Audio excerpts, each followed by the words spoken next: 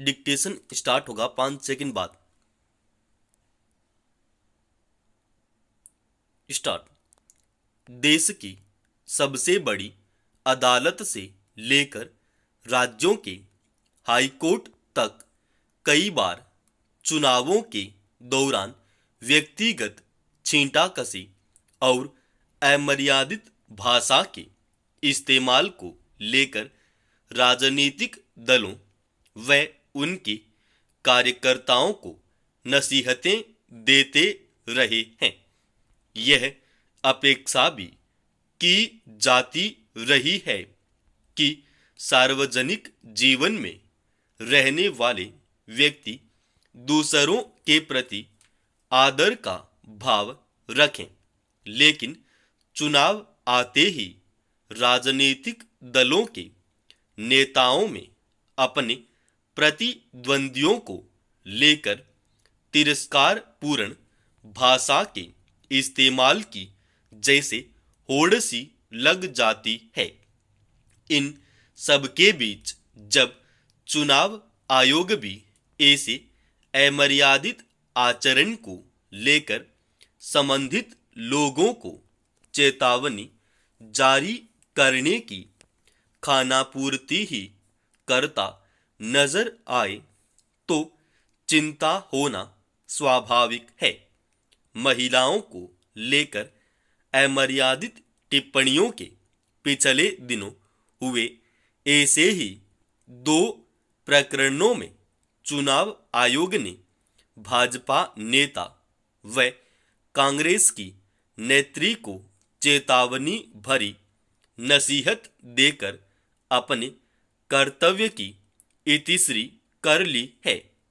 इन दोनों मामलों में से एक में कांग्रेस नेत्री सुप्रिया श्रीनेत ने मंडी हिमाचल प्रदेश से भाजपा प्रत्याशी कंगना रनौत व दूसरे में भाजपा नेता दिलीप घोष ने पश्चिम बंगाल की मुख्यमंत्री ममता बनर्जी को लेकर विवादित टिप्पणी की थी। चुनाव आयोग ने इन दोनों नेताओं को आचार संहिता के दौरान सार्वजनिक बयानबाजी में सावधानी बरतने की सलाह दी है। साथ ही यह भी कहा है कि वह अब इनके बयानों पर और निगाह रखेगा।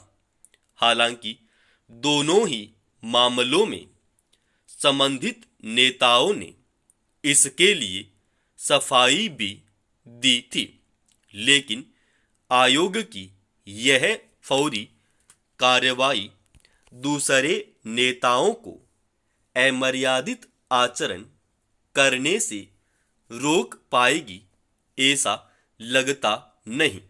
जो नसीहत दी गई है वह तो आयोग पहले से ही चुनाव आचार संहिता में उल्लेखित कर चुका है।